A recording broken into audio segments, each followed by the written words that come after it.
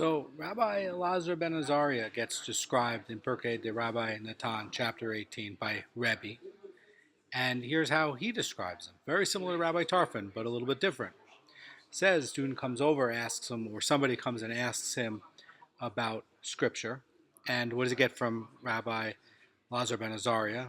By the way, Rabbi Elazar ben Azariah was there when Rabbi Eliezer passed away. Rabbi Eliezer was there uh, actually during the time of the temple, and he also was the head of the academy. He was the Rosh Yeshiva there for uh, in place of Rabban Gamliel, very famous story. And he was a giant in Torah. He also was a contemporary of Rabbi Akiva and a contemporary with a lot of the real greats in Torah. So this, by the way, he's there when the temple is just destroyed. There's still a Sanhedrin operating, and he is saying, "Here's what it was." Somebody comes to ask a question in Scripture, and he's getting back Mishnah, he's getting it back Gemara, he's getting back Halacha, he's getting back Midrash and Agadada.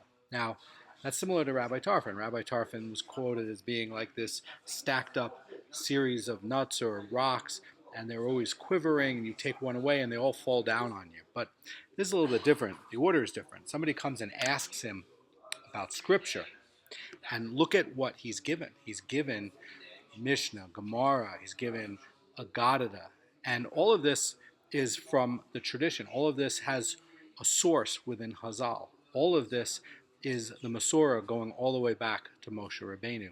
None of this is his opinion. None of these are drushas of what he thinks. He's getting back what is the tradition.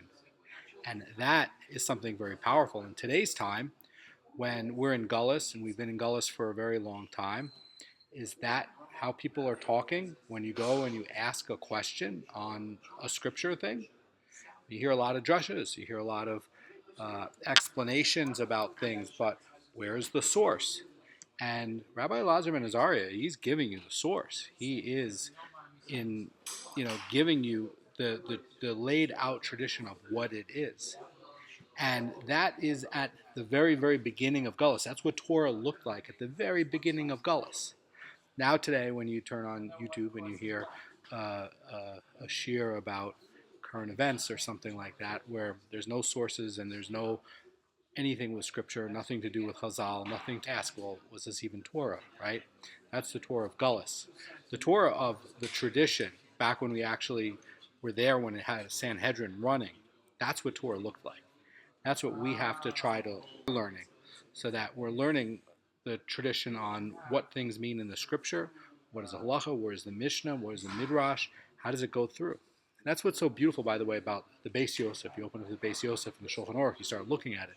He lays out, oh, here's the source of the Gemara, here's the source of the Rishonim, the Rif, the Rush, here's what the Gemara source is, the Rambam source, and it's laid out.